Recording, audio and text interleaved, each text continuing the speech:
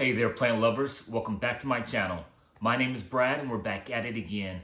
Today, I want to provide you an update to a previous video that I made about whether or not plants with small root balls can survive in larger pots.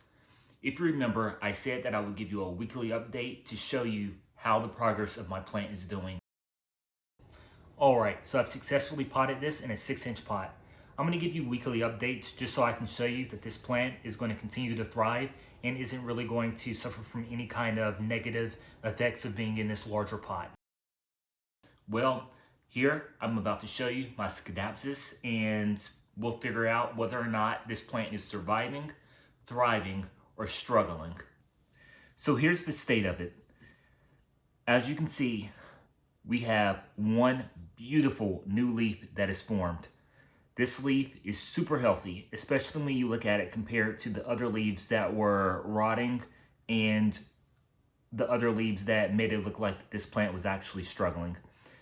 If I had to assess the state of this plant right now, I would say it's not only surviving, but it's also thriving. It was able to put on this particular leaf in about a week's time since repotting. The next thing that I'm going to do is I'm going to water this plant, but because this root ball is substantially smaller than the pot itself, I'm not going to fully saturate the soil. Instead, what I'm going to do is I'm going to water just around where the plant is and roughly around where the root ball more than likely is as well. That is, the root ball definitely is not at the edge of the pot. It's most likely that the root ball extends about 1.5 to 2 inches from the base of the vine. So I'm going to take my water here. I'm just going to water a little bit around.